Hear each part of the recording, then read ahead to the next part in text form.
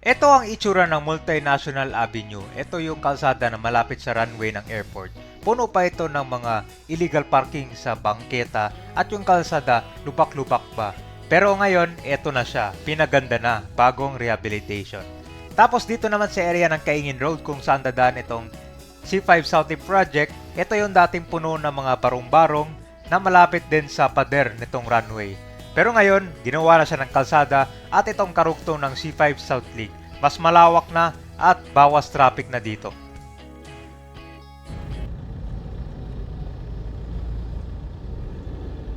So dito guys, Pasig, Merville C5 League. Makati Service Road. Ayan. Ito na yung C5 South Link project. You know. So galing tayo dito sa Taguig. Dire-diretso na to papuntang Merville hanggang sa Sukat. So ito yung unang portion na nagbukas na expressway.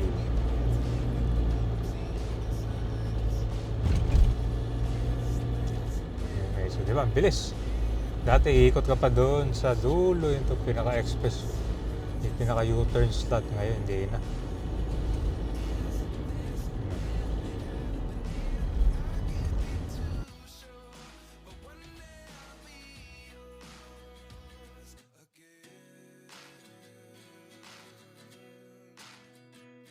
Okay, so dito.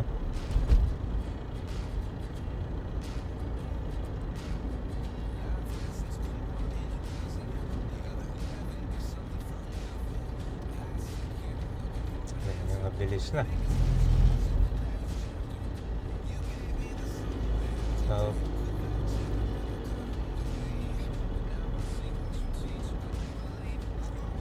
So Merville exit 500 meters. Pag malapit na rin magbukas yung doon guys, yung sa area ng Kaingin. Ayun, na-update natin ngayon, pero marami nag-request dito simula daw sa may Taguig. Yung sa may area ng Kaingin na lang yung ginagawa ngayon. Tsaka ito yung maganda kasi may kita mo yung view ng runway ng airport. Literal talaga hanggang kan. So ito yung next guys, so yung kanan.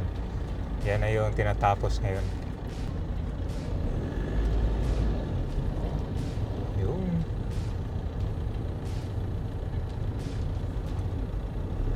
so ito kasi yung labasan na dito. Yan yung sa kanan, yan yung ginagawa pa. May toll na rin dyan.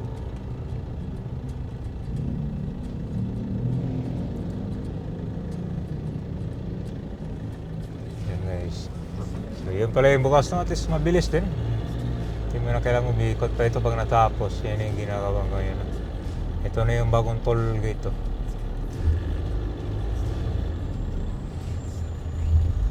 Dito tayo sa yan, traffic na.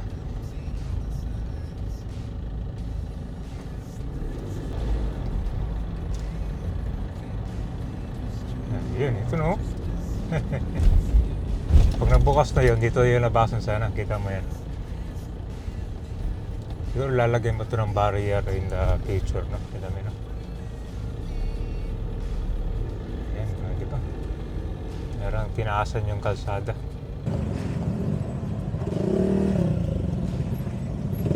Yan guys, sila mo yung airplano sa taas. May kita mo yung landing nila. Di ba? Oh, harap-harapan. Pag ang way nyo galing sa Taguig papuntang Cavitex, yan, may kita nyo. O, di ba? Kita mo sa taas, oh. Yan, dalawang aeroplano maglalanding, oh. Nakapila. Mukhang lalagyan din siguro ng barrier to, oh. Na. Ito na pala. Dito yung mga bahay dati na na-demolish na.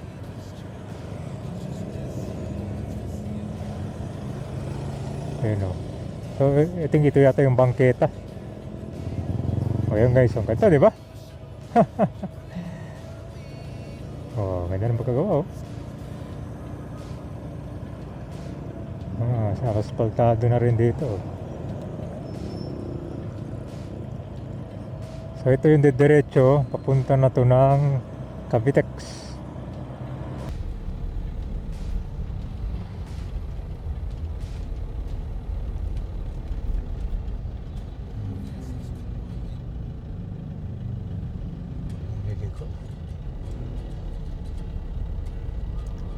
Ayos, di ba? Ayan. So yung dati mga bahay dito na nakadikit talaga dyan sa pader itong runway, itong airport. Hindi mo akalain ngayon na ito na siya. O yan yung airplane guys, di ba? Dahil may pagkakawa natin, no? Kitang kita dito. So yung nakikita nyo, yan yung dati Kaingin Road. Ginawa na rin siyang kalsada. Tapos yung expressway niya dito yung karugtong.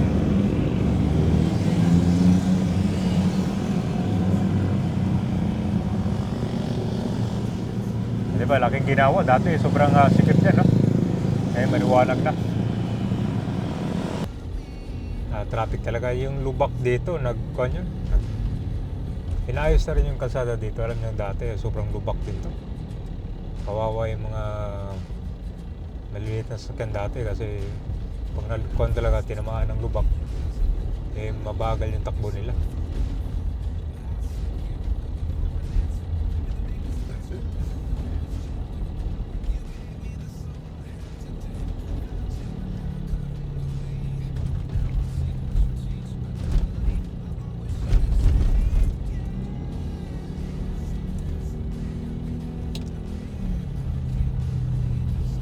Okay, so ito, gawa na rin pala yung bagong kalsada dito. Yan, bagong road widening. Yes. Lubak-lubak din yung kalsada. Parang tinaasa na siya. Oo nga, tinaasa na yung kalsada, bago na rin. Sa kanan, ito yung runway ng airport. Ayos. Kasi itong kalsada kasi, sinirado to siya. Para mag-giveaway sa gagawin construction. Yan, ayos na pala. Wala na yung lubak. Nilawakan na rin, tinanggal na rin mga konting obstruction dito eh.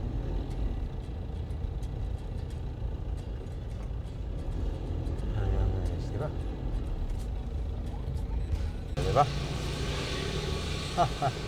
Kitang-kita yung runway.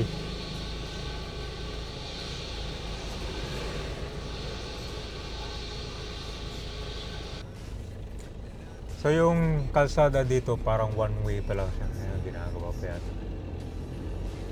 Ayos. Kawawa talaga yung sasakyan dito dumadaan dati, no? Sobrang lubak.